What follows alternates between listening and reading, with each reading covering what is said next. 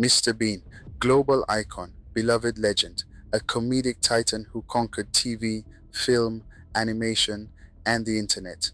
But today, we ask the question nobody else dares to ask. Is Mr. Bean actually the worst comedian ever? Buckle up, because once you see the truth, you can't unsee it. Part 1. The Rise of Bean.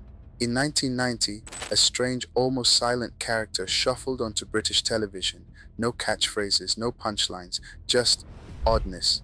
And somehow, it worked. Mr. Bean became a phenomenon, transcending language barriers, borders, and the need for basic human empathy. The show ran for only 15 episodes, yet those episodes launched two feature films, a long-running animated series, and a YouTube empire boasting over 30 million subscribers. Bean became one of the most recognizable comedic characters in the world. But success doesn't always mean brilliance, and that's where the cracks begin. Part 2. The Slapstick Stumble. Mr. Bean belongs to slapstick, a genre rooted in physical exaggeration. But here's the catch. Classic slapstick from Chaplin to Keaton had depth. They used comedy to critique society, to expose inequality, to comment on human struggle. Bean mostly hits himself with things. Seriously, if you've seen 3 episodes, you've basically seen the entire franchise. Bean breaks something, Bean annoys someone, Bean escapes with zero consequences, and a face like he's just invented fire. It's a sitcom written by pure, undiluted chaos energy. At some point, you're not watching comedy, you're observing a man waging war on the concept of societal norms. Part 3. Comedy versus intelligence. And here's where the paradox kicks in. Rowan Atkinson is not a fool, he's a certified genius. Literally, he has a master's in electrical engineering from Oxford. He writes razor-sharp sketches. His political satire, brilliant. His timing, impeccable. So why did a mind this sharp create a character who struggles with basic tasks like walking through a door? Critics say Bean is a waste of Atkinson's talent, a dumbing down of comedy so severe it might count as a crime. Rowan Atkinson didn't just dumb down comedy, he threw it down the stairs and filmed it. And we laughed.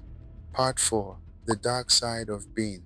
But let's peel back the layers. Remove the whimsical music and what are you left with? A menace, a trickster, a man who causes suffering not by accident but by choice. Bean steals exams. Bean physically assaults strangers. Bean ruins weddings, vacations, dates, and livelihoods. If he existed in real life, he'd be escorted from a shopping mall by security in under 4 minutes. Mr. Bean isn't a lovable buffoon. He's an agent of chaos. The Joker. If the Joker cherished a teddy bear and drove a lime green Mini. Part 5. Cultural criticism. In the West, Mr. Bean is filed under silly fun, comfort TV, background noise, the kind of show you can watch without a single functioning brain cell. And that's the point. But in other parts of the world, he's something else entirely. In many high-context cultures, where unspoken social rules and harmony matter, Bean's behavior doesn't read as goofy, it reads as bizarre, unsettling, or straight-up antisocial. Without the cultural expectation that comedy often means disruption, Bean's actions hit differently. To some audiences, he's not a clown, he's a menace with a teddy bear. So the real question becomes, is Mr. Bean universal or just basic? Is he global comedy or comedy that only works when you ignore what he's actually doing? Part 6. The Psychology of Bean. Psychologists have actually weighed in on Mr. Bean. Yes, this is how far the academic world has fallen. Some theories suggest that Bean appeals to the inner child, the deep primal part of us, the Freudian id, that wants to break rules, ignore consequences, and cause chaos just because it feels good. He doesn't follow norms because he doesn't understand them. He's impulsive, he's self-centered, he has the emotional maturity of a damp sock. And this makes him either a comedic treasure or a psychological horror story. Insert montage of Bean doing weird things, shaking a paint can on a drill, getting dressed in a car, attacking a Christmas turkey. To some viewers, Bean is what happens when you remove empathy from a human being but leave everything else intact. It's like watching a simulation glitch in real time, or like someone unplugged the moral firmware in his brain and went, yeah, that's fine, leave it. Part 7. Defending the Bean. But before we go any further, there's another side to this. For every critic calling him the worst comedian ever, There's a fan insisting he's a genius of minimalism, a comedian who can make you laugh without a single word. Showbin doing small, clever visual jokes. In a world drowning in sarcasm, snark, and irony poisoning, Mr. Bean is pure. He is unapologetic. He is primal. He taps into a part of comedy older than language itself. The silent clown, the trickster.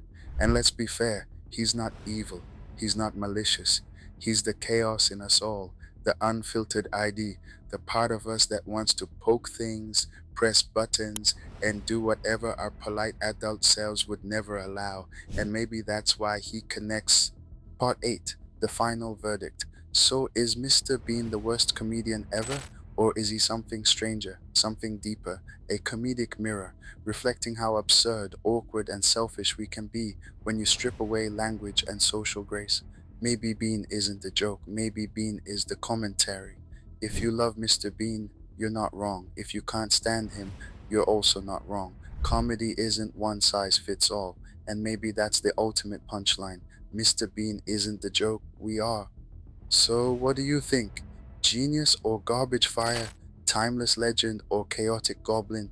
Is Mr. Bean comedy's greatest gift or its most awkward mistake?